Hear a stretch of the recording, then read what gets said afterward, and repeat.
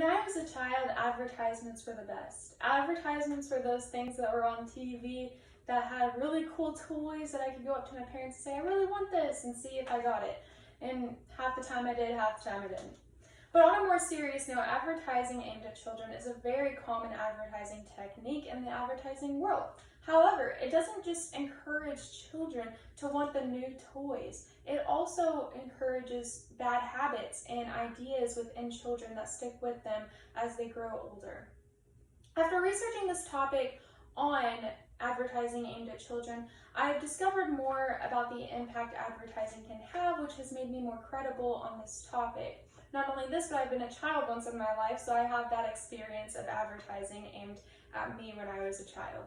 By looking into the effects of advertising on children's health, ideas, and mind, my hope is that you are able to see the negative impact on advertising aimed at children and the reason that there needs to be a change. So we're going to look more into the negative impacts it can have and the change that needs to be made.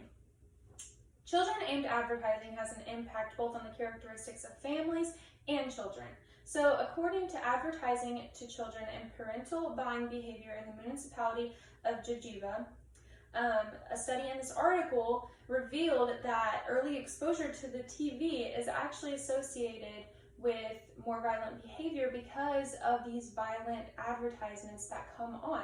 This is usually more present in boys rather than girls, but girls are affected on the other hand by seeing advertisements as a child of these ideal body images that when they grow up they have like this set example in front of them that they feel like they have to meet that expectation, and when they feel that they don't, they have body dissatisfaction, which is very sad and can be very impactful for girls and boys when it comes to the violence and self-esteem.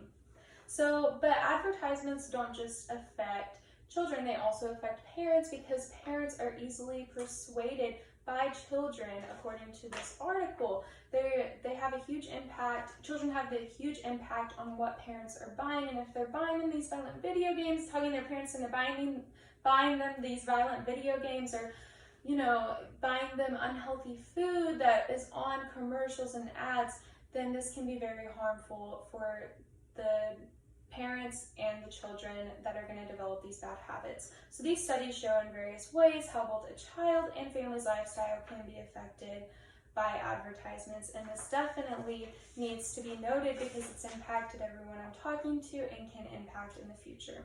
Some children have a greater view of advertising than sometimes we think they do, but some are still easily manipulated. So according to this article, Everything Under Control, A Child's Eye View of Advertising, this article looks into the way that children interpret different advertisements. And according to this article, children usually can understand the themes, techniques, and conventions used.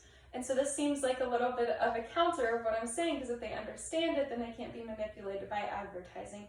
But it says, and I quote in this article, many of the children's comments about people, things, and advertising suggest that their identities were serious works in progress. So although they may understand the different techniques being used in these advertising, it doesn't mean that they aren't still manipulated and still don't want what the advertising is selling.